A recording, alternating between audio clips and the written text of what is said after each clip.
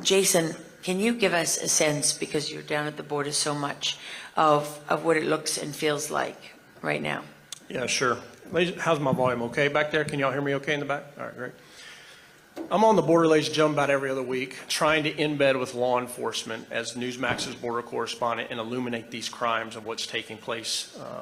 First, you need to know that when you're down there, what you see from Border Patrol is a level of defeat I've never seen in my career.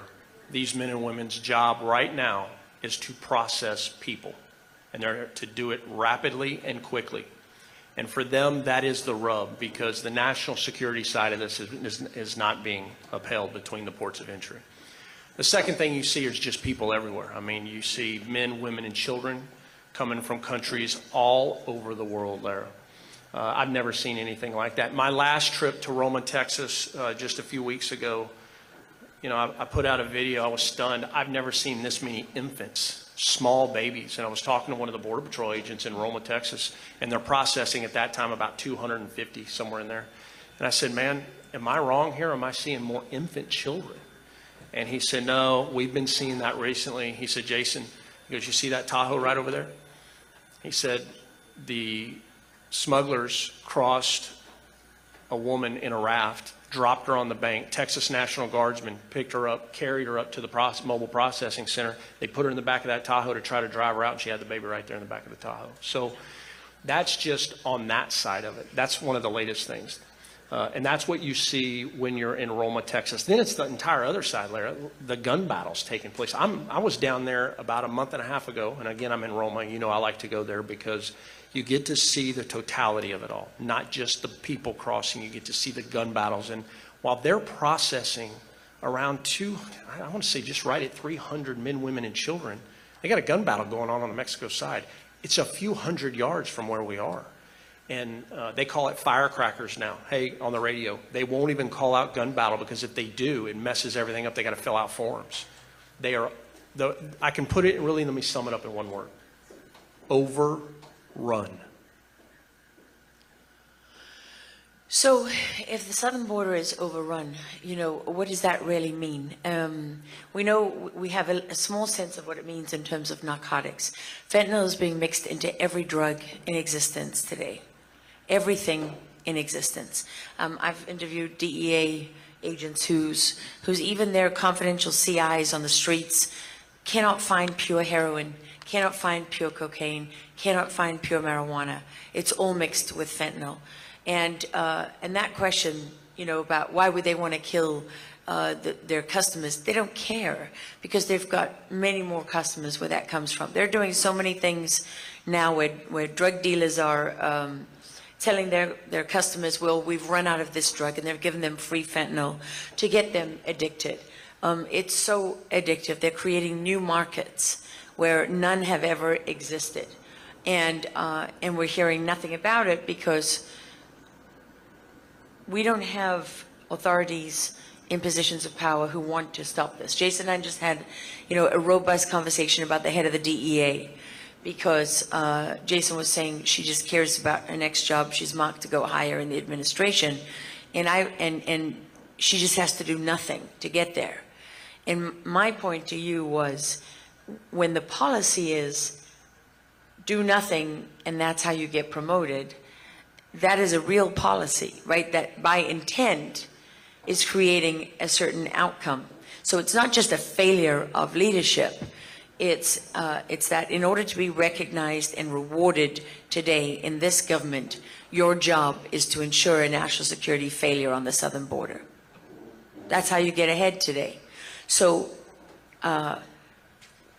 you are in touch with people down there who wouldn't normally talk to reporters or anyone dealing with the public. What are they telling you about the national security risks and terrorists crossing the southern border? They're absolutely terrified, Lara. I mean, you have to understand, your border, despite what you are being told, is wide open. And what you may hear from elected leaders is that, you know, we have operational control of our southwest border. Ladies and gentlemen, I want to be very clear. We do not have operational control of your southwest border. And this is what bothers them the most, Lara, because to the point of your question, they know that everything is getting through. About 2 weeks ago, did you all witness the seizure? And an example of this is 2 weeks ago in Albuquerque, New Mexico, there was a massive seizure conducted by Albuquerque PD, the FBI, and DEA did some great work. It was a little over a month-long investigation where they took down 1 million pills of fentanyl, 142 pounds of methamphetamine, and $4 million of U.S. currency. Now, why is that important? Because the people they took it from were domestic gangs, and the Sureños, another domestic gang operating in New Mexico. The price of a pound of methamphetamine, the guys told me, was $3,700. I've never seen methamphetamines so low. What that means is that we have such large amounts of narcotics flowing into the country right now. And I was talking to some DEA guys who you know personally, right, who are the best of the best at the cartels. They are getting everything through that they need to. They have never seen the ability to load up and order up so much dope from Mexico and get it pushed in volume like we're seeing. Now, what's the validator to what I just said? Look at the seizures occurring in Nogales, Arizona of over 1 million pills. Look at the DEA's recent seizure in Los Angeles of over 1 million pills.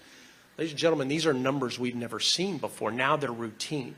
So that validates what I'm saying, and that is their concern, because when we're looking at the overdose death crisis that we're looking at, that's one part of it. But when it comes to high values, those people who come from a country with a terrorism nexus, we now know publicly that 60 have gotten into this country in the last 10 months alone. Those are the ones the government tells you about, ladies and gentlemen. So if you wonder how some of these pieces tie together, the most effective narco terror operation in the world was run by the Taliban. And their rat lines from Afghanistan into the United States are extremely well developed. What the Taliban was able to do was to take narcotics and use it to raise money for terrorism on a scale and with a level of efficiency that had never, ever been seen before. And then in comes the Biden administration and gives them their own state and turns them into the first narco-terror state in the world, whose stated objective is the annihilation of the United States and everything that comes with that. So for people who are sitting here, well, 60 terrorists have come across the border, but nothing has happened, right? I'm not affected. Why does that matter? And you can hear on the television 50 reasons why, you know, you're still safe. You don't have to worry about it.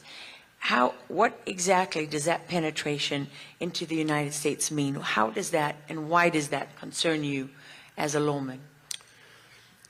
The cartels have all of the logistics through their alien smuggling organizations, their Halcon network, and U.S.-based gangs to get whatever you need into any state, any city, any county in this country. Here's where I'm going to come full circle with that question. And you saw that play out in the world of terrorism, and I believe it was 2010, we have it in the assessment, where a Los Zeta was contracted by the Quds force in Iran to kill an ambassador in Washington, D.C. Just by pure chance, DEA here in Houston, where one of my analysts was assigned at the time, that individual happened to be a source for the DEA. That's well publicized now. Anybody can Google this. And I'll never forget it, my analyst called me. She was assigned to this specialized unit and said, Cap, you're not going to believe this. We just identified the guy, and no shit, he's a Quds Force operative trying to bring in an assassination on an ambassador from Saudi Arabia in Washington, D.C. If you get a chance, look it up. This is how far back it goes, where the perception by Middle East terrorist organizations is that if you want to get into the United States, here's how you do it, and here's who you work with to do your dirty work. The same way the cartels leverage our tier one gangs who work with them, like MA, Sureños, Latin Kings, others, MS-13, to conduct their dirty work in cities and streets all over our country, moving narcotics. They control it all. And that's why you hear me say what I'm saying and show what I'm showing, because if we go after the heart of the problem, they may still be doing what they're doing globally, but we kill the ability and the logistics to get into our country and every part of it at will. So a lot of people don't realize that the Mexican cartels have pretty much taken over the global trade in narcotics. They control roughly, depending on who you talk to, 95%. And the number one currency of every street gang in the world is narcotics. The Colombian cartels, who were once so feared, now report to the Mexican cartels, right? They get that cocaine as far as Mexico, and then the Mexican cartels take it from there, because it's not worth their while to take on the Mexican cartels. Why? When you can distribute it for me. The Chinese were happy to hand over production of fentanyl. They, in fact, trained the Mexican cartels. Can you speak to that piece of it? Because even in the field of narcotics, people don't understand how different that business is today and the power that it gives the Mexican cartels. Yeah, absolutely. What is a cartel? This will really sum it up to that question. A cartel, by definition, by word, is an agreement. That's what the word means. It's been bastardized today, but cartel means agreement. And what they do very, very well, those that excel, is that they work and they collaborate with anyone that will work and collaborate with them to meet their initiatives and their objectives. That includes anyone globally. You see that with Cartel Jalisco New Generation very clearly. Why? Because the way they became so big, so quickly, so fast, is that they began pushing their narcotics globally and then using the Valencia cartel, who El Mencho married one of the daughters, and to move the money back south. Ladies and gentlemen, there was a time in Australia that a kilo of cocaine was going for $180,000. I mean, think of that. 2018, 2017, Australia was like Miami Vice was in the 80s, just being inundated with cocaine. Now methamphetamine, the prices have dropped dramatically. But so to answer your question, this is really the real failure of understanding why they've become so powerful, because they will collaborate and work with anyone, and they are the hub of everything. One of the reasons that I became a narcotics agent and worked in narcotics most of my career is because one thing you find of the criminal underworld, and what you were saying, is that dope is the currency in that world, at every form. And if you want to work hits, assassinations, you want to work anything, the criminal underworld nexus to narcotics, it's all there. One day you think you're going after a drug trafficker, the next thing you learn he's involved in something totally else, and you're taking him down. And that's what I really liked about it. What concerns me today is the level of tradecraft that we see. We have never witnessed that collusion between military-grade capabilities, tradecraft, and discipline in that underworld as we see today, Lara. And that is a global problem. I want to, one last thing here. 2016, I'm getting ready to retire, and I'm invited by the New York City Police Department, who I work very, very closely with. They have a lot of people are not aware, due to the failures of the FBI after 9/11, the failure to collaborate, they pushed their intelligence officers globally. So they invited me to one of these global partnership relationship in intelligence briefings. While I'm there, the head of Eurocom, if you've never heard of Eurocom, you hear of Interpol. The truth is Interpol is no good. It's an 8 to 5, Monday through Friday job. Europol is the real deal. What Europol does is they conduct the investigations, and the head of it, Mr. Rainwater, was there, and he asked, was there anyone that understood the cartels? And they said, hey, we happen to have the guy, he's here. So they came to me and said, would you mind briefing the head of Europol? I'm like, what? It's like, well, yeah, sure, but why? So I came down and we had about a 30-minute just one-on-one discussion. And at the end of it, I'll never forget this. He looks at me and he says, Jason, do you understand why I asked for this meeting? And I said, no, sir. And he said, because when we see a murder in our country and we see a nexus to the Mexican cartels, I had no idea of the level of violence that was being portrayed in Europe now, directly linked to cartels in Mexico, until that conversation, Lara.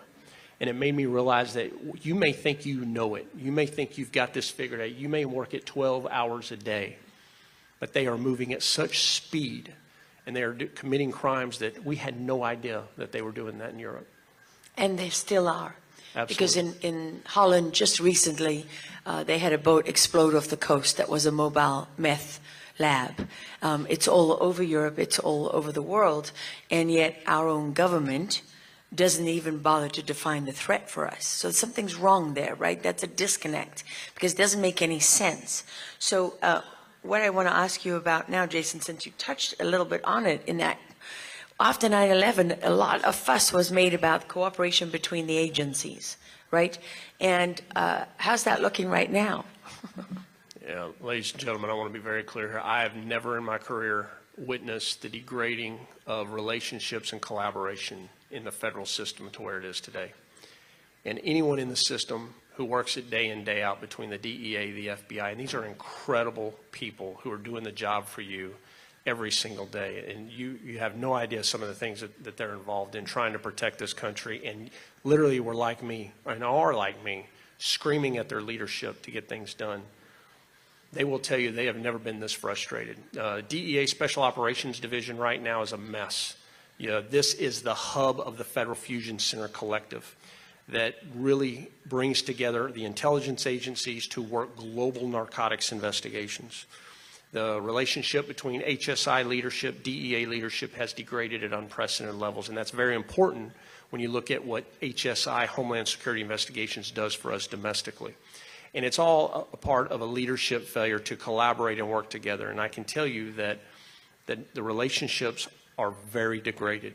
And all the effort that was done to build these fusion cells at local, state, and federal level, to bring things together at a level we had never done so that we didn't have another 9/11. I can tell you the Homeland Security enterprise is in bad shape right now. And I'm stunned by it because of the classes and the courses that have been, lawmen have been going through to try to work together better and to see the level of failure right now from the executive leadership. You see it every day in every way. I mean, it's bad, Lara. So, it really comes down to people like Jaeson pushing the envelope in their jobs as far as they can, personal commitment. I remember Jaeson telling me that many of his letters to his boss used to start with, "Dear Sir, no one was more surprised than I." Because why, Jaeson? Yeah, that's when you do things you're not supposed to do or you make mistakes. And you've got to write these memos in the federal government, right? And so that's how you just start them. Because? Which one do you want to talk about? Which letter are we talking about right now?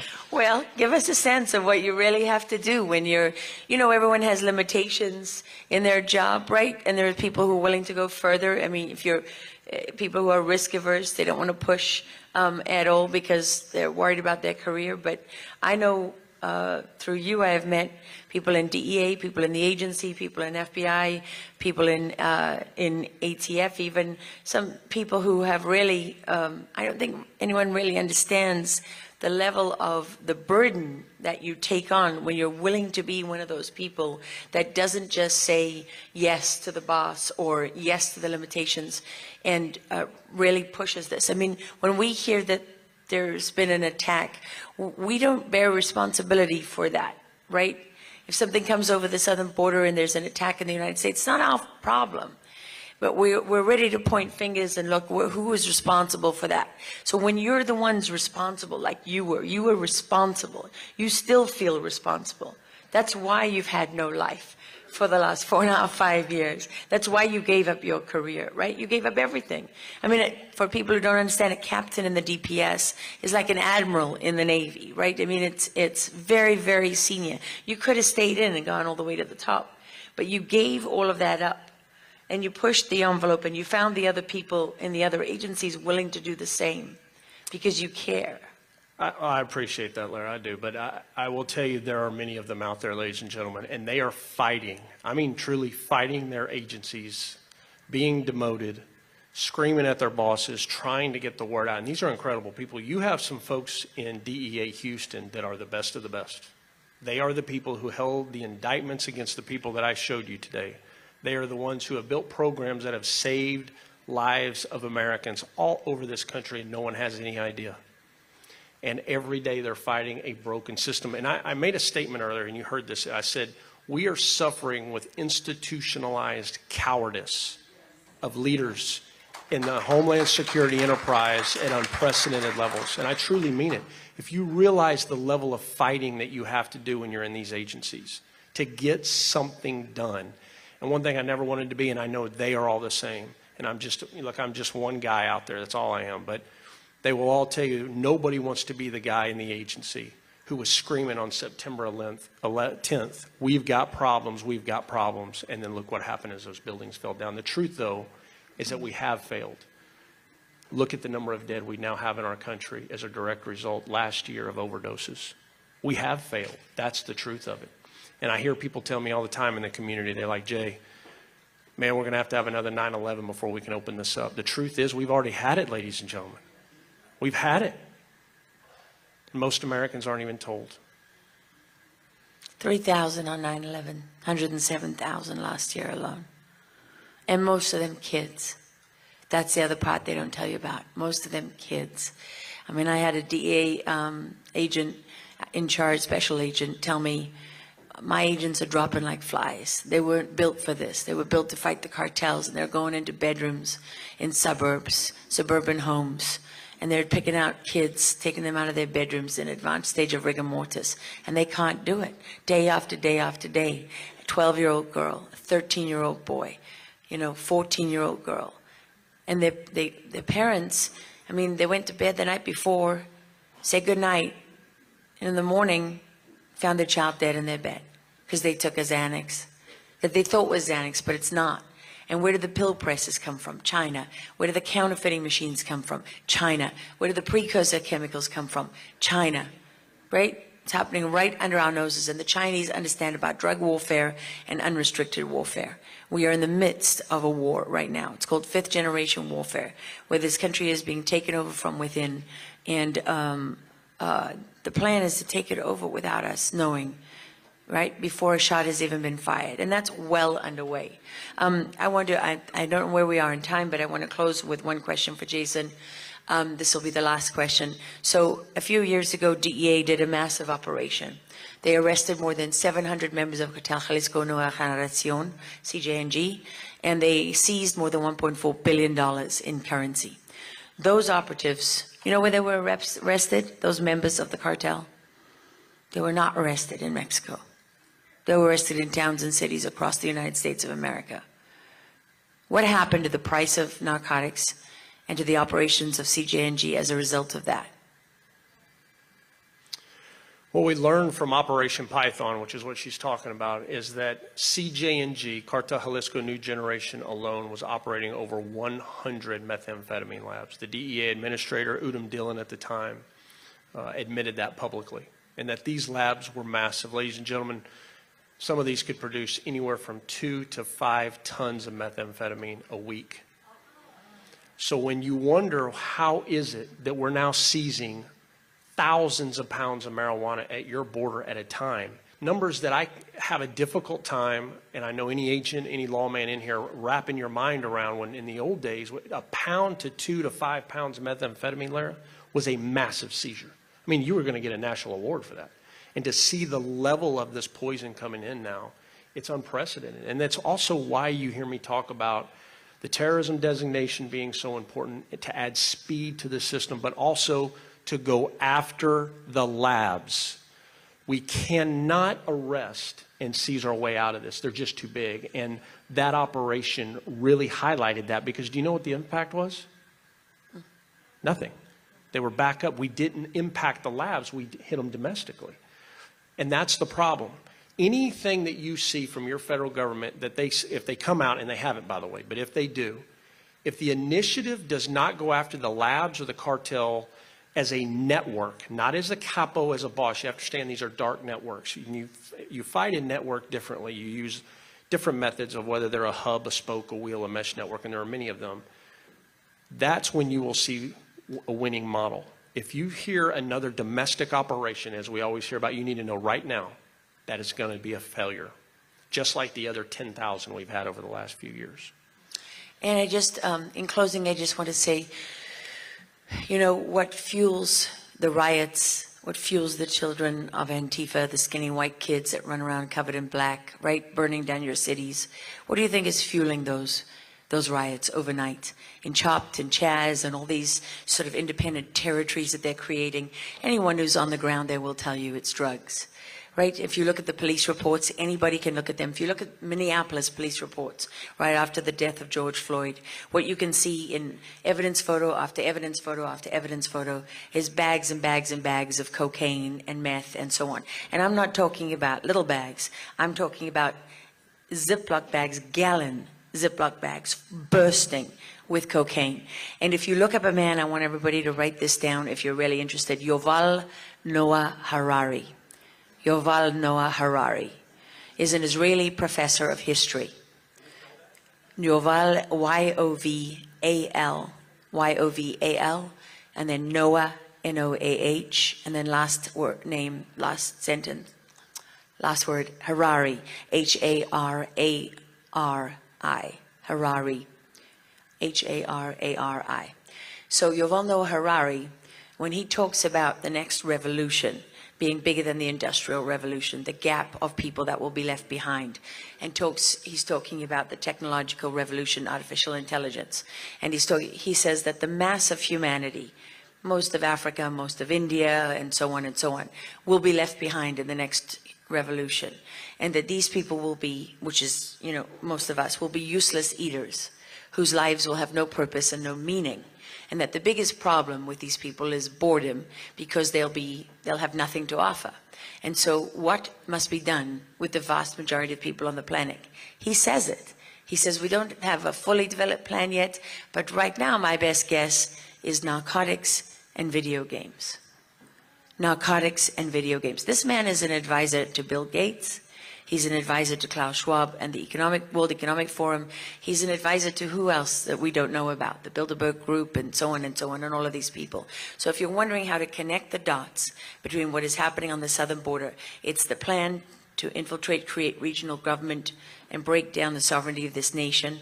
Look at the orders that Mayorkas has issued since coming into office. They're unconstitutional and illegal orders. They suspend sovereignty in U.S. law. They give the rights of U.S. law to non-U.S. citizens and to illegal immigrants. That's what they actually do. And nobody says a word, and nobody does a thing that you know of. But there's people like Jaeson working tirelessly. So you should take encouragement from that and figure out ways to support them and stand up for them. And it comes with not bowing to the tactics, right, of cancel culture and everything else. It comes with not hiding who you are, not teaching your children when they go off to college, pretend you're not, that you don't believe in what you believe in. Just keep your head down and hide. Don't let anyone figure out who you really are, and maybe you'll be okay. Is that what we're teaching our kids? That's not how you win this problem. Okay, so I know now it's time to take a break. Let everybody stretch their legs. And thank you so much for listening, Jaeson. It's always a gift to listen to you and to have you share your insight. People like you never do what you've done. And without you, we wouldn't know so much. Thank you. Oh, thank you, Lara. And thank you for you've been a real help. Thank you so much.